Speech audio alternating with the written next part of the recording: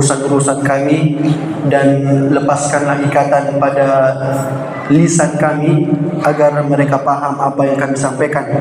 Dan ya Allah, berikanlah manfaat terhadap apa yang telah Engkau ajarkan kepada kami, dan ajarkan kepada kami apa yang bermanfaat untuk kami. Amin. Amin ya rabbal alamin.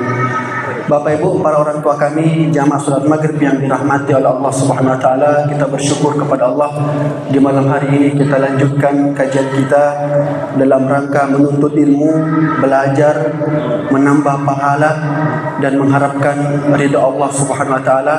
Berharap dari kajian ini Allah Subhanahu wa taala memudahkan jalan kita menuju surganya. Kemudian salam beserta salawat kita selalu sampaikan kepada baginda Nabi Muhammad sallallahu alaihi wasallam beserta kepada seluruh sahabatnya, keluarganya tanpa terkecuali. Bapak Ibu, para orang tua kami yang kami muliakan, alhamdulillah pada pekan lalu kita telah membahas satu dari 3 sifat, yang sifat tersebut adalah akhlak yang mulia yang mengantarkan pelakunya menuju surganya Allah Subhanahu wa taala. Dan sifat tersebut Allah sebutkan dalam Quran surah Al-Imran ayat 134, alladzina yunfikuna fis sarra'i wad dharra.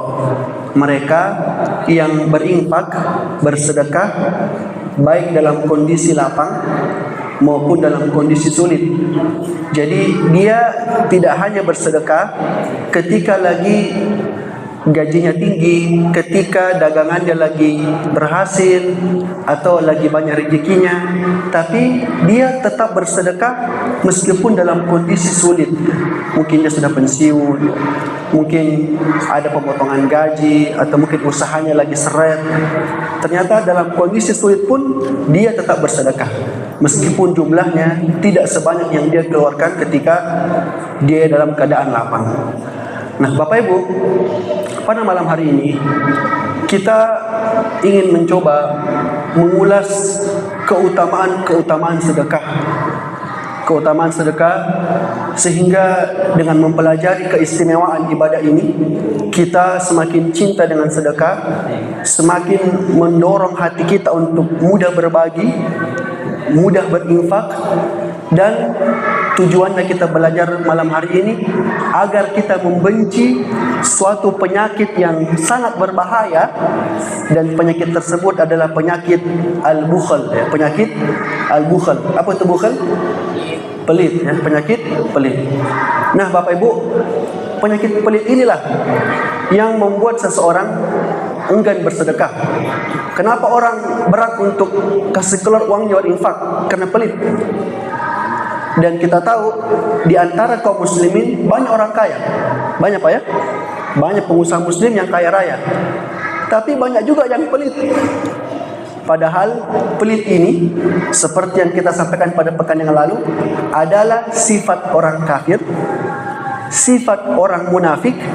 Bahkan pelit ini adalah salah satu sebab yang menjerumuskan orang masuk ke dalam neraka. Apa dalilnya? Yang pertama, Quran surah Al-Ma'un. Ketika Allah menjelaskan ciri-ciri orang yang mendustakan agama, Allah berfirman, ara'aital ladzi yukadzibu biddin. Tidakkah kalian melihat orang yang mendustakan agama, orang kafir? Siapa mereka itu? Fadzalikal ladzi yad'ul yatim, yang mencela anak yatim, menghardik anak yatim. Wala yahuddu ala tu'amil miskin. Dan orang yang mendustakan agama, di antara ciri-cirinya, mereka yang tidak memotivasi orang lain untuk memberikan makan orang miskin. Jadi Pak, ini pelitnya level up. Kenapa? Dia bukan pelit dari dirinya saja, tetapi dia membuat orang lain juga pelit. Ada orang Pak, mungkin dia pelit, tetapi dia masih bisa memotivasi orang untuk bersedekah. Ya, mungkin dia tidak sedekah, tetapi dia ajak orang untuk bersedekah. Nah, di sini bahkan bukan untuk dirinya saja, dia sudah pelit. Ya, kata Allah, dia tidak memotivasi orang lain untuk memberikan makan kepada fakir miskin. Sehingga pelit ini adalah ciri orang kafir.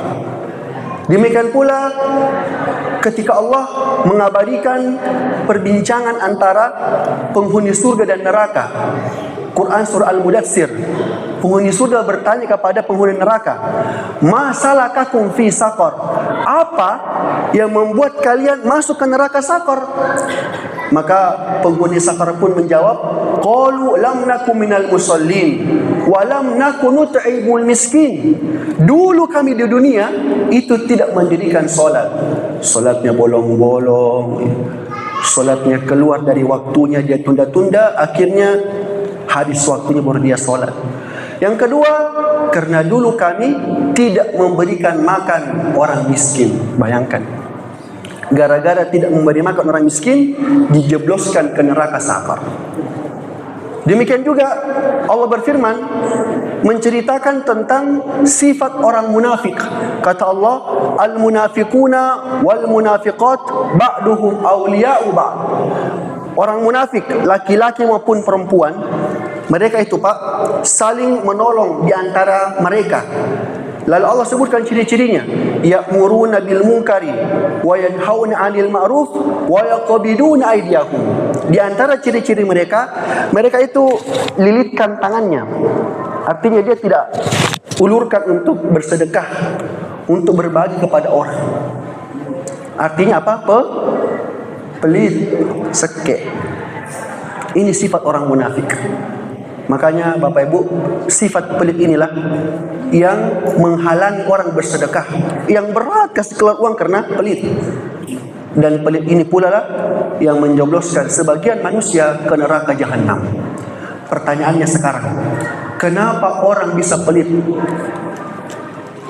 Ibu-ibu, kenapa orang bisa pelit? Karena cinta sama uang. Dan jangan heran Pak, ini sudah menjadi tabiat manusia, cinta dengan harta. Karena Allah sendiri yang jelaskan dalam Quran surah Al-Fajr. Bagaimana ayatnya? Wa tuhibbunal mala hubban jamma. Kalian itu manusia, cintamu terhadap harta sangat besar. Jadi Allah sendiri yang menciptakan manusia cinta dengan harta. Makanya kita diuji dengan harta yang kita miliki ini. Kuatkah kita untuk keluarkan dalam sifat pelit tersebut? Kemudian surah Al-Adiyat Allah berfirman, wa innahu lihubbil khairi lasyadid. Sesungguhnya manusia itu cintanya terhadap dunia sangat dahsyat. Dan itulah yang harus kita lawan ya. Kita terpedaya dengan dunia Pak. Kita menyangka akan menikmati dunia ini selama-lamanya. Padahal kita akan meninggalkan dunia ini. Kan sering kita katakan, dia sudah meninggal dunia. Meninggal dunia artinya meninggalkan dunia, menuju alam yang baru, yaitu alam barzakh, kuburan, kemudian alam akhirat. Nah, kalau dia bersedekah, berarti dia sedang membangun istananya di alam yang baru tersebut. Karena dunia akan ditinggalkan, kita akan meninggalkan dunia ini. Kalau kita bersedekah, kita sedang menambah rekening tabungan kita di akhirat, di alam yang baru tersebut. Namun ternyata kita kebanyakan terpedaya. Makanya kata Allah di Quran surah Al-Qiyamah, wa tuhibbunal ajilah wa tadharunal akhirah. Kalian manusia itu mencintai al-ajilah. Apa itu al-ajilah? Dunia yang saat ini sedang kita jalani, yang nampak di depan kita. Dan kalian meninggalkan kehidupan yang hakiki, kampung yang sebenarnya, yaitu akhirat. Kita lupa dengan akhirat tersebut karena mendahulukan dunia, terpedaya dengan apa yang ada di depan kita. Makanya Nabi SAW itu berlindung dari penyakit pelit dengan doanya yang sudah kita tampilkan pada pekan yang lalu. Sudah dihafal doanya?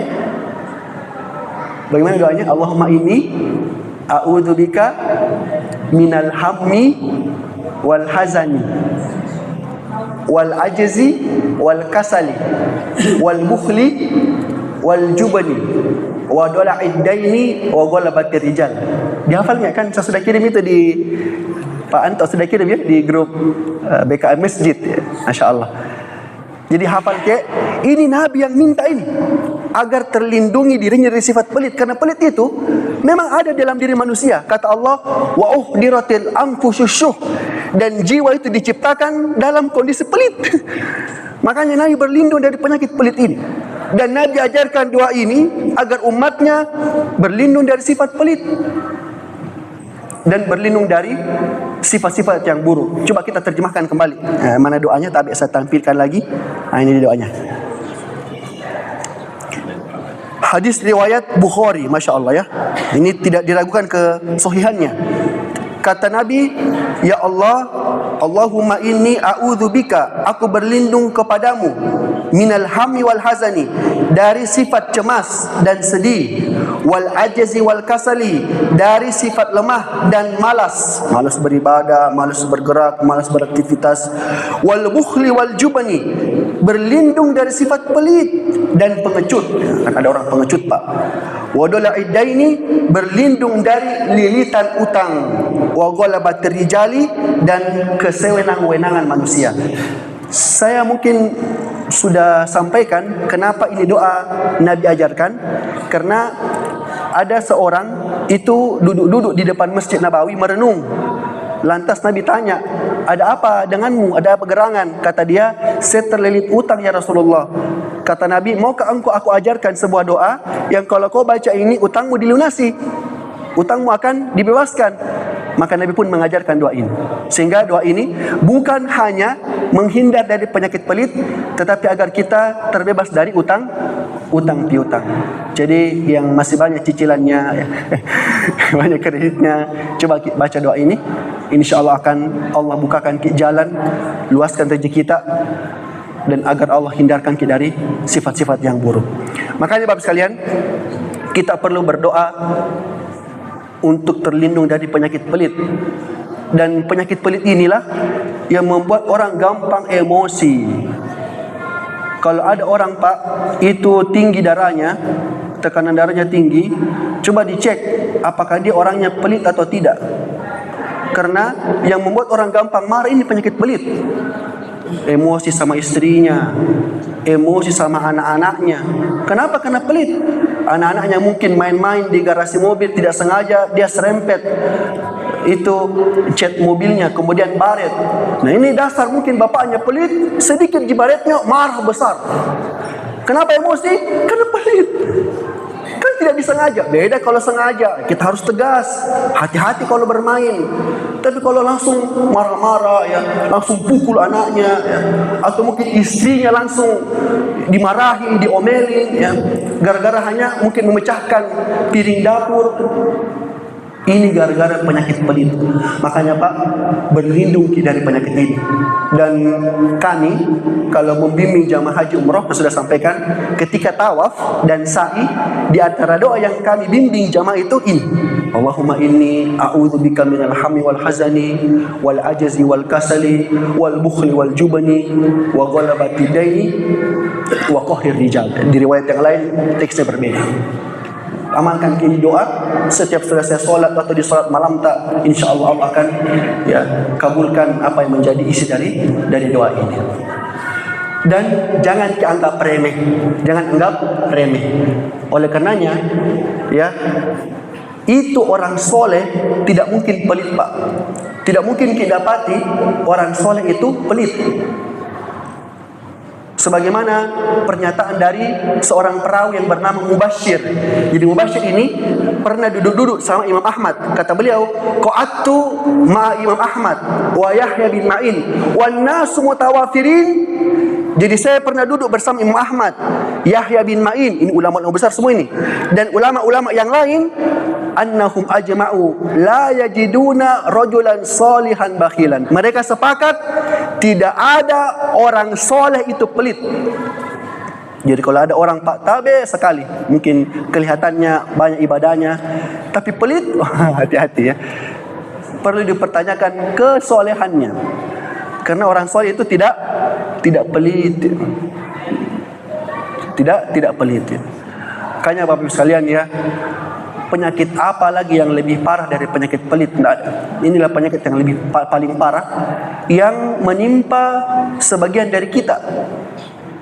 Meskipun kadarnya berbeda-beda. Ada orang pelitnya sedang, ada pelitnya parah sekali nih pelitnya ya. Susah sekali keluar uangnya, susah sekali membantu orang. Makanya pada malam hari ini insya Allah kita ingin menyinggung beberapa keutamaan dari bersedekah, berinfak. Keutamaan sedekah banyak Pak, Ibu, para orang tua kami. Namun pada malam hari ini kita akan sebutkan beberapa saja. Yang pertama, keutamaan sedekah, bahwa sedekah itu adalah ibadah yang sangat-sangat agung. Ibadah yang besar sekali pahalanya. Dan di antara bukti yang menunjukkan bahwasanya sedekah ini ibadah yang sangat hebat, besar sekali pahalanya, karena ini sedekah adalah amalan yang sangat diimpikan oleh orang yang telah meninggal untuk dia lakukan kalau dikasih kesempatan hidup kembali. Bayangkan orang meninggal dunia, yang dia impikan kalau dikasih hidup bukan sholat, bukan ibadah yang lain, tapi dia mau bersedekah. Apa dalilnya? Surah Al-Munafiqun di 3 ayat terakhir yang sering dibaca oleh Pak Kiai Lana ya. Bagaimana ayatnya? A'udzubillahi minasyaitonirrajim. Ya, ini dia dalam di depan ya. Ya ayyuhalladzina amanu la tulhikum amwalukum wala auladukum an dzikrillah. Kata Allah, wahai orang-orang yang beriman, jangan sampai harta kalian membuat kalian lalai dalam mengingat Allah. Jangan sampai anak-anak kalian membuat kalian lalai dalam mengingat Allah. Dan ini akan dirasakan bagi mereka yang telah punya anak. Biasa sudah rasakan Pak. Ternyata anak-anak itu bisa membuat kita lalai dari mengingat Allah ya. Luar biasa. Makanya Allah ingatkan, jangan sampai hartamu, anak-anakmu membuatmu lalai dari mengingat Allah. Wa may yaf'al dzalika, maka siapa yang melakukan itu, hartanya, anaknya membuat dia lalai dalam mengingat Allah, fa ulaika humul khasirun, mereka itu merugi. Rugi di dunia, apalagi di akhirat, lebih merugi lagi. Lalu Allah berfirman, wa anfiqu mimma razaqnakum, dan bersedekahlah kalian sebahagian dari rezeki yang kami berikan kepada kalian. Ibu, Pak, Allah tidak minta semua ya. Allah cuma minta sebahagian. Makanya di sini ada kata-kata min. Min itu sebagian saja. Kenapa kita disuruh berinfak? Kata Allah, min qabli ayyati ahadakumul maut, sebelum datang kematian kepada salah seorang di antara kalian. Jangan sampai mati datang kalian belum bersedekah. Kenapa?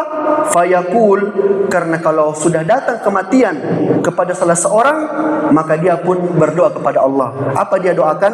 Rabbi laula akhartani ila ajalin qarib. Ya Allah, tolong tunda dulu kematianku. Jangan dulu kasih mati, kasih hidup kembali. Kenapa dia mau ditunda kematiannya?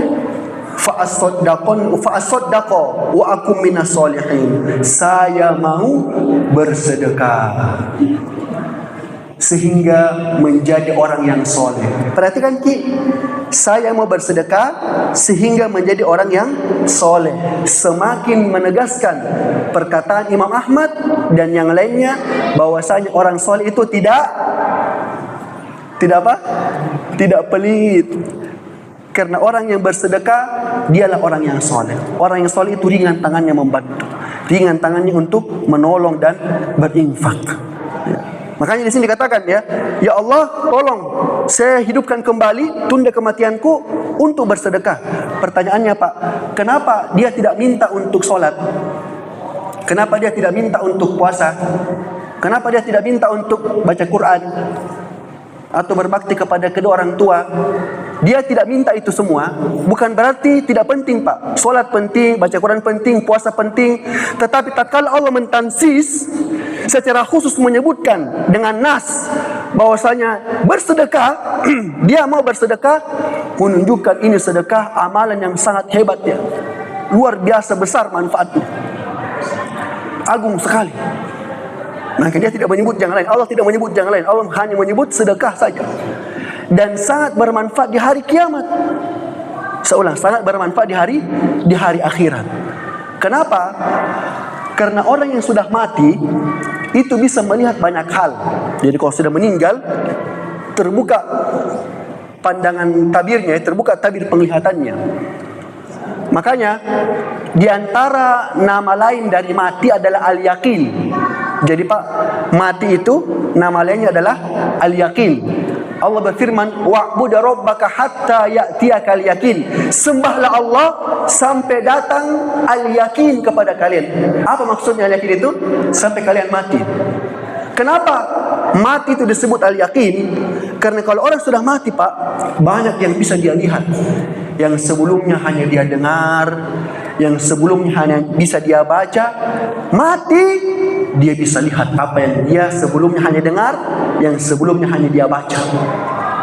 Makanya ketika kematian datang kepadanya, diperlihatkan ternyata sedekah itu besar sekali manfaatnya bagi pelakunya. Mungkin ini orang ketika hidup sedekah haji Pak, sedekah haji, tapi masih banyak uangnya yang belum dia sedekahkan, tapi duluan mati.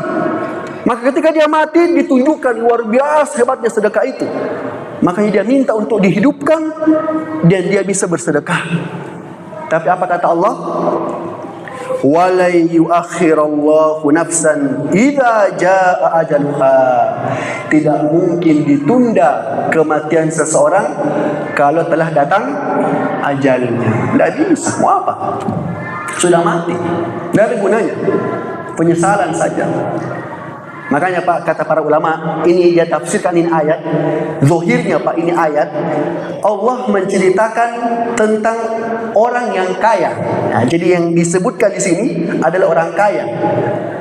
Ya, makanya ketika mati ternyata sedekah luar biasa, dia mau sumbangkan kembali uang yang belum dia sumbangkan. Karena kalau orang miskin, ya pengennya cepat mati ya. Ya, karena apa yang mau disedekahkan kalau tidak punya uang ya. Makanya zahirnya ini ayat menceritakan orang kaya. Makanya orang kaya dia minta, ya Allah tunda kematianku. Nah kalau dikasih waktu 5 menit saja untuk hidup, maka dia akan ambil cek kosongnya. Sini tuh cek 1 miliar untuk Masjid Al-Ikhlas, 1 miliar untuk Panti Asuhan Fahmi, 1 miliar untuk ini. Dia bagi-bagi semua hartanya, tapi tidak ada gunanya. Tidak ada gunanya. Terlambat, sudah meninggal, sudah mati. Makanya Bapak Ibu para orang tua kami, Anda atau kita yang Allah titipkan rezeki lebih, jangan seperti orang ini, sudah datang kepadanya kematian atau mau mati. Ya kalau mau mati masih bagus, tapi kalau sudah mati sudah tidak bisa ya. Mumpung tubuh kita masih sehat ya, masih kuat ki, masih bernapas ki, maka bersedekahlah. Makanya Bapak sekalian, sekali lagi ini menunjukkan keutamaan sedekah yang pertama, bahwa sedekah adalah ibadah yang sangat hebat, sangat agung ya. Karena itulah yang dicita-citakan orang yang telah meninggal dunia. Mungkin Pak Tabe, orang yang meninggal ini banyak rumahnya ya, banyak asetnya ya. Mungkin kalau dikasih kesempatan hidup sedikit tuh, langsung itu tanahku untuk wakaf ya. Itu rumahku untuk pondok tahfiz saja.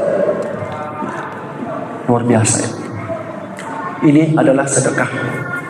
Kemudian selanjutnya, keutamaan sedekah yang kedua Bapak Ibu.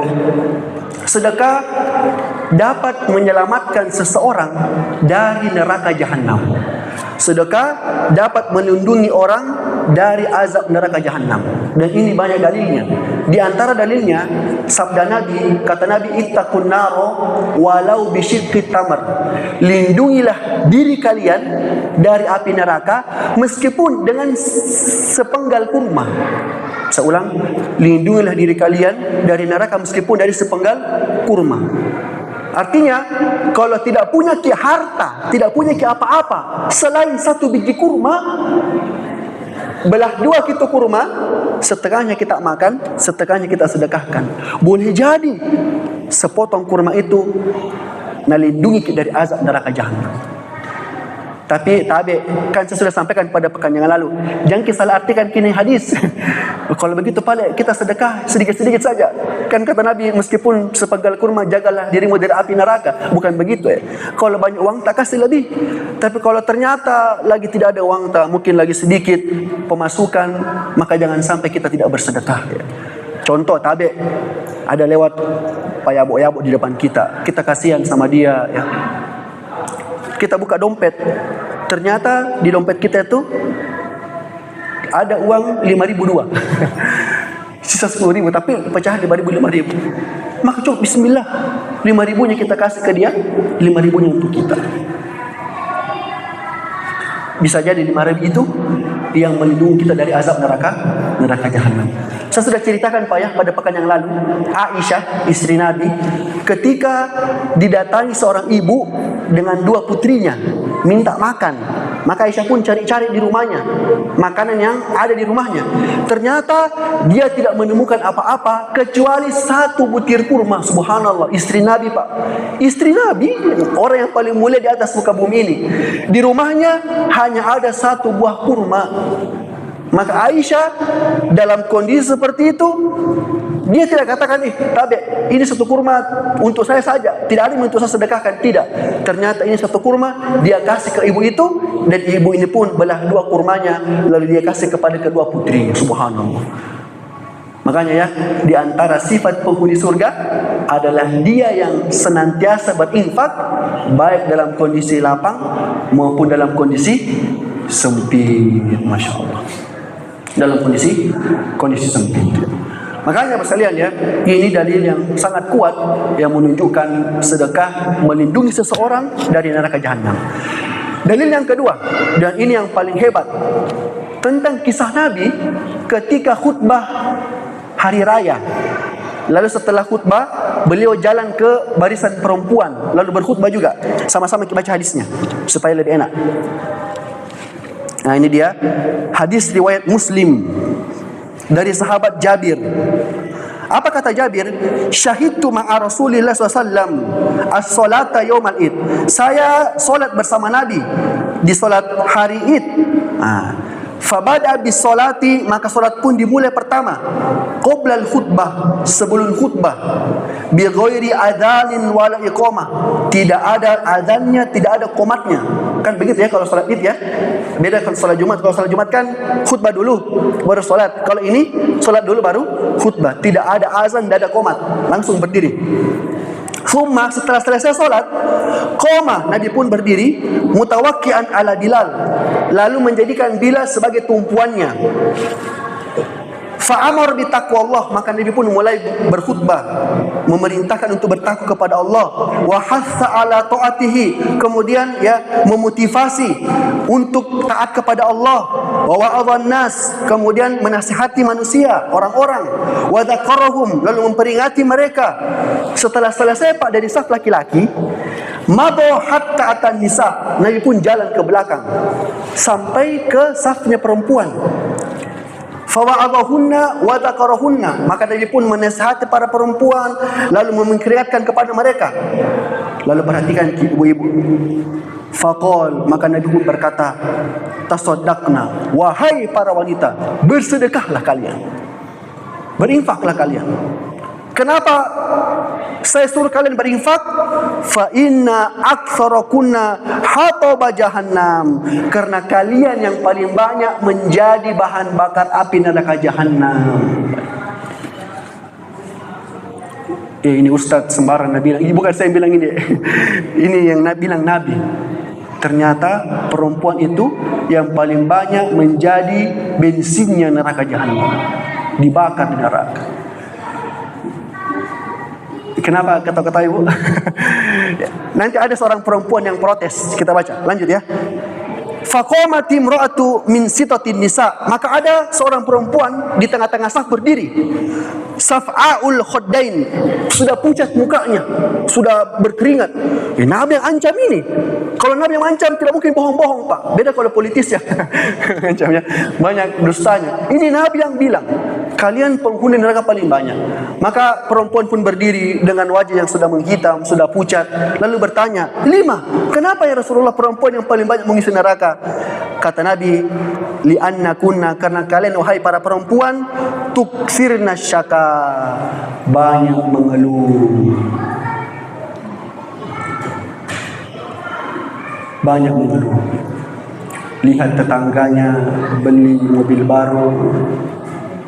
Pak, itu sudah tetangga sebelah beli mobil baru. Kita kapan ganti mobil? Tetangganya bangun rumah. Kita kapan rumah tidak pernah dibangun semenjak kita tinggal di sini. mengeluh terus, tidak qanaah. Tidak qanaah. Kan kita sudah sampaikan pada pekan yang lalu ya. Kalau mau bahagia, maka harus qanaah, merasa cukup. Masih banyak orang yang tidak punya rumah, Ibu. Masih banyak orang yang tidak punya mobil. Masih banyak orang yang hanya naik sepeda. Masih banyak orang yang hanya jalan kaki. Banyak yang tidak punya kaki. Nah, kalau dunia melihat ke atas terus, tidak ada selesainya. Dan ini sifat dasar perempuan. Banyak mengeluhnya. Kenapa kita ustaz? Ya karena saya sudah punya perempuan juga ya. Banyak mengeluhnya. Betul Ibu-ibu? Ya, kita lanjut lagi ya. Sebab yang kedua kata Nabi, wa takfurnal ashir, dan kalian para istri itu banyak yang tidak berterima kasih kepada suaminya. Tidak bersyukur punya suami A, tidak bersyukur punya suami B.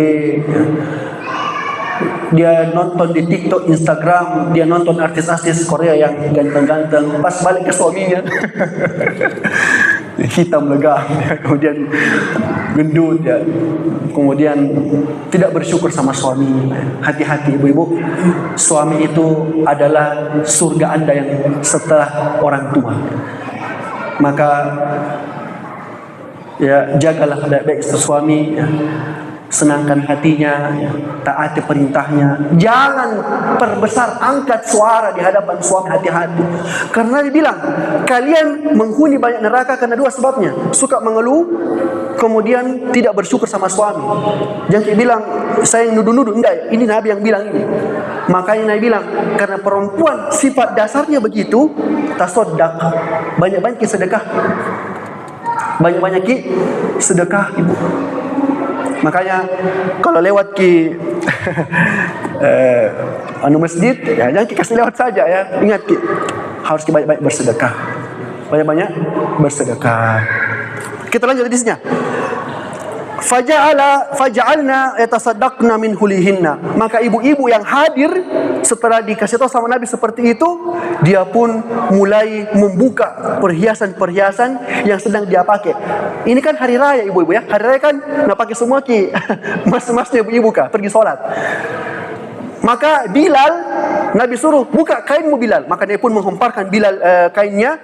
Lalu para ibu-ibu pun akhirnya mulai melepas cincinnya, dia lepas anting-antingnya. Di sini ya, min akritotihinna. Akritoh itu anting. Berarti yang pakai jilbab sampai dikasih keluar atau dia kasih masuk tangannya untuk kasih keluar untuk dia sedekahkan. Masya Allah. Ibu-ibu yang hadir sekarang bisa seperti ini. Nanti pengurus masjid, nanti Ustadz Iswan ya, ambil kain ya baru mas-mas yang sekarang ada di badan langsung kita sedekahkan. Nah, ini artinya adalah jangkit peliti. Sedekah itu menyelamatkan seorang dari neraka jahanam. Dan ini bukan cuma ibu-ibu, para suami juga, bapak-bapaknya, saya sendiri juga. Kalau mau terbebas dari neraka jahanam, jangan pelit, banyak-banyak sedekah. Banyak-banyak. Kalau bisa dalam satu hari itu ada uang yang kita spare untuk sedekah, entah ke masjid, entah lihat orang susah di jalan, sedekah. Nanti itu akan menyelamatkan kita dari azab neraka jahanam. Bapak Ibu, kebugaran tidak selamanya ya. Akan tiba waktunya kita akan buku, akan sakit, ketampanan, kecantikan tidak selamanya. Ada waktunya kulit akan keriput. Kalau tidak sedekah sekarang, mau kapan? Mau mati tua pindah. Mumpung masih sehat, masih kuat, sedekah. Yakin Allah pasti akan ganti.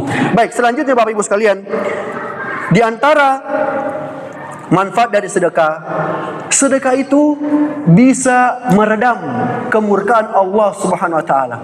Nabi bersabda, "Wa shadaqatus sir tudfi'u ghadabar rabb."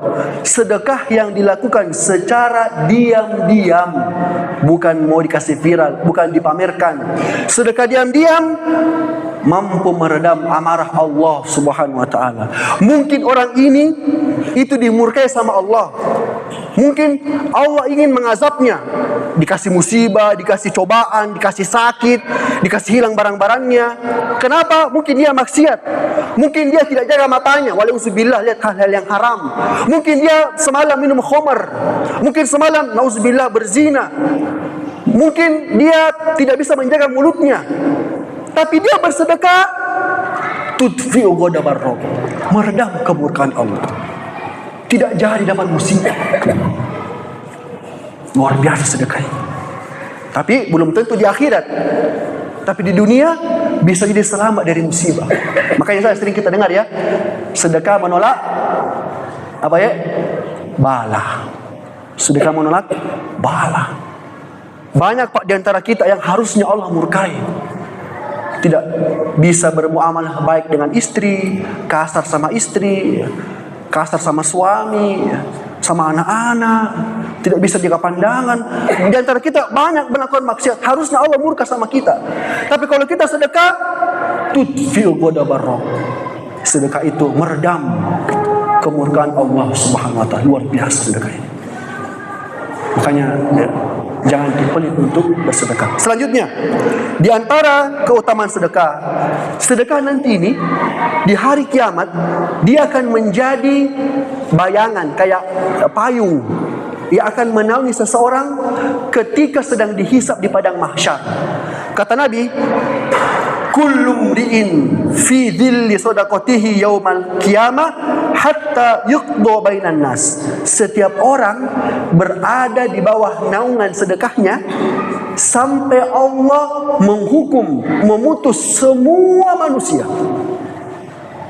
Bayangkan Pak, sementara antri ini orang disidang sama Allah, dan yang disidang mulai dari Nabi Adam sampai orang yang hidup hingga hari kiamat, itu antri disidang.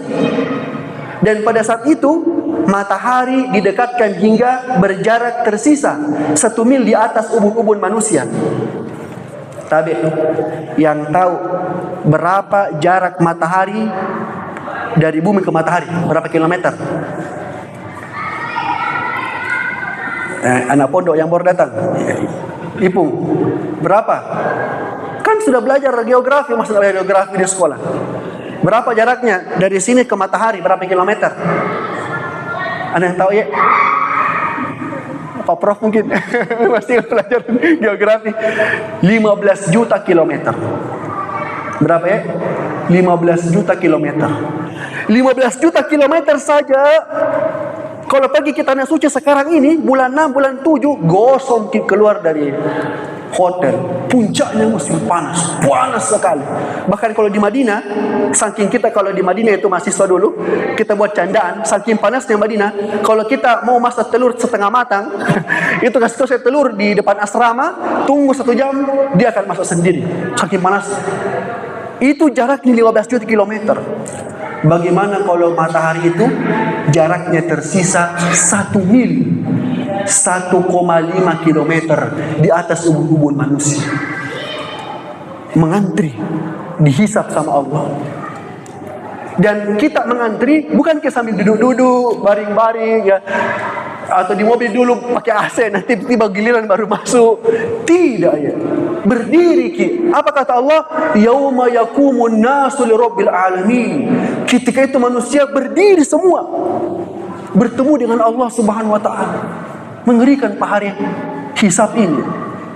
Bahkan kata Nabi, yuhsyarun nasu yaumal qiyamati ufatan uratan gurlan buhman.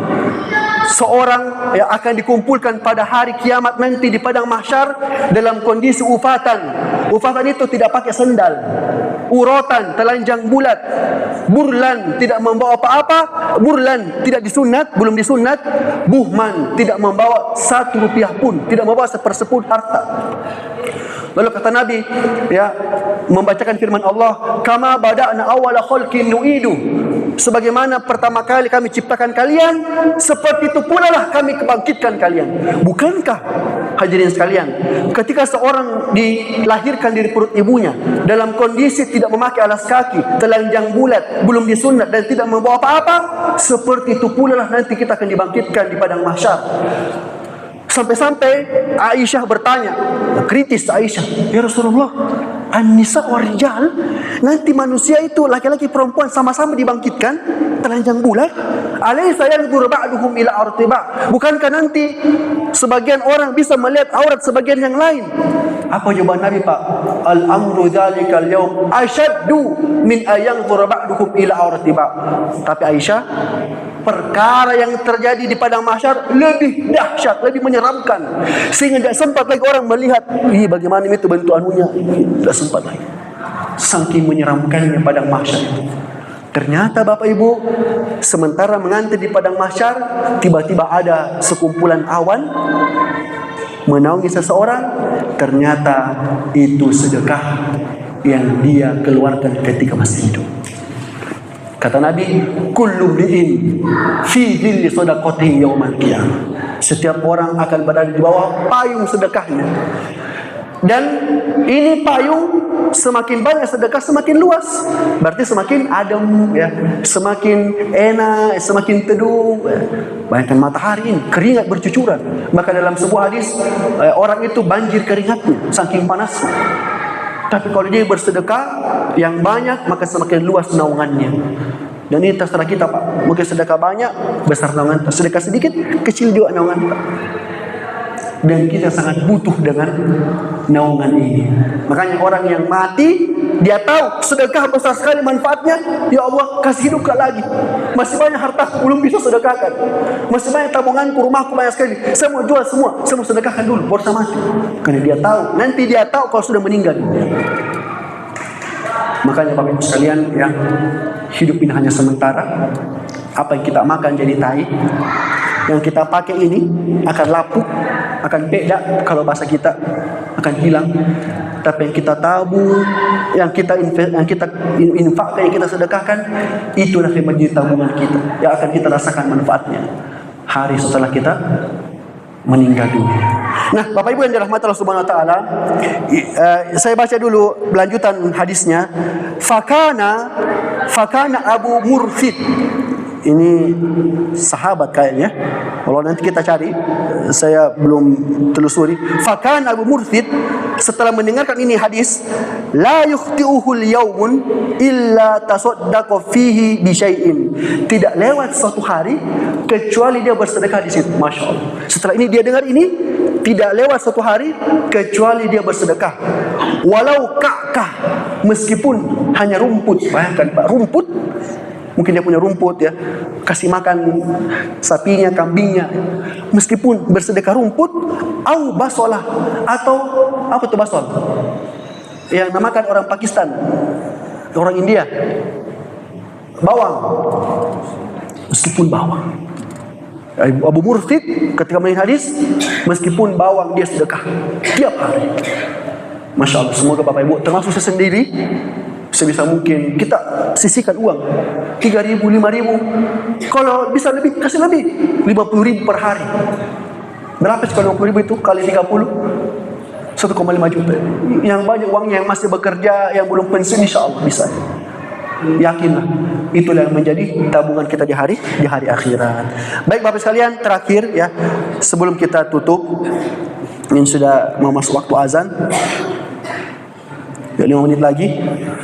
Nah, sedekah itu manfaatnya tidak hanya dirasakan di akhirat, tetapi sedekah manfaatnya juga dirasakan di dunia.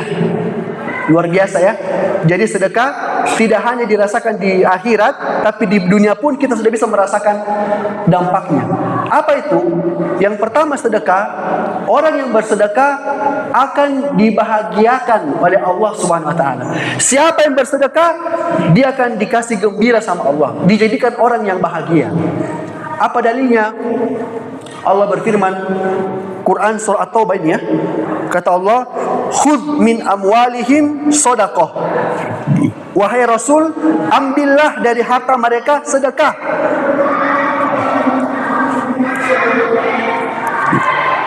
Dan di antara makna sedekah adalah zakat. Jadi ambillah zakat dan sedekah mereka. Nah, kalau mereka bersedekah, kalau mereka mengeluarkan zakatnya, tutahhiruhum, maka dia akan dibersihkan. Dibersihkan dari apa? Dari dosa-dosa. Dibersihkan dari apa? Dari penyakit-penyakit hati. wa tuzakkihim biha, dan sedekah tersebut akan memuliakan mereka. Sehingga orang yang bersedekah, yang mengeluarkan zakatnya, jiwanya, hatinya akan bersih. Saya tanya Bapak Ibu para orang tua kami, saya mau tanya apa yang membuat kita tidak bahagia ya? Kenapa galau? Kenapa cemas? Kenapa sedih? Kenapa tidak gembira? Karena penyakit yang ada di hati kita. Pelit, cemburu, dengki, dendam sama orang. Nah, ini penyakit membuat orang cepat mati. Kenapa? Naik kolesterol, naik hipertensi, asam lambung. Dendam sama orang, dia pendam, naik lagi gulanya. Pelit, akhirnya suka emosi, marah-marah, hipertensi, cepat mati. Nah, kalau dia bersedekah, tapi ingat ya, ikhlas ya, bukan mau riya, bukan mau dikasih viral ya, bukan mau kasih dipuji, ikhlas karena Allah, langsung otomatis kata Allah, tutahhiruhum, langsung dibersihkan hatinya. Makanya perhatikan orang yang keluarkan zakatnya, dan yang betul-betul kasih keluar ya, karena ada orang kasih keluar zakat tapi beleng-beleng, maksudnya tidak sesuai dengan aturan ya, dia sembunyikan hartanya, sebagian saja yang dikeluarkan zakatnya, masih banyak hartanya yang tidak dikasih keluar zakatnya. Atau kasih keluar zakat tapi jarang sedekah, itu hatinya kotor, pendendam, suka hasad sama orang, suudzon sama orang. Kenapa? Hatinya kotor. Makanya Pak, saya sampaikan di forum ini, kalau Anda punya penyakit hati, dan kita semua punya penyakit hati, obatnya supaya itu hati bersih dari penyakit, bersedekah. Coba bersedekah, kita sedang berjuang untuk melawan penyakit hati tersebut. Allah bilang, tutahhiruhum wa tuzakkihim biha. Dan dengan sedekah itu dia akan menjadi mulia. Kenapa mulia? Yang awalnya hasad jadi orang yang qanaah. Yang awalnya suka mengeluh jadi orang yang bersyukur. Yang awalnya pelit jadi orang yang dermawan. Karena kenapa? Karena dia bersedekah, Bapak Ibu sekalian. Makanya Bapak Ibu, di antara kenikmatan dunia yang didapatkan oleh orang yang bersedekah, dia akan bahagia. Anda mau bahagia? Banyak-banyak bersedekah. Lihat nih Pak, orang-orang yang kaya raya dan juga senang sedekah, Masya Allah itu bagus wajahnya, ya, enak dilihat, karena dermawan orangnya. Siapa kita kalau di sini dermawan orang, enak sekali, karena bersih hatinya. Allah sudah cuci hatinya sebab dia senang bersedekah. Nah Bapak Ibu, masih banyak hadis-hadis yang menakjubkan berkaitan tentang orang yang bersedekah akan diberikan kebahagiaan di dunia. Namun karena waktu sudah masuk, insya Allah kita akan lanjutkan di pekan depan. Jadi pekan depan Bapak Ibu, kita akan singgung lagi sedikit keutamaan sedekah di dunia. Masih banyak hadis-hadisnya. Kemudian kita akan masuk ke sifat yang kedua, yaitu keutamaan menahan marah ya.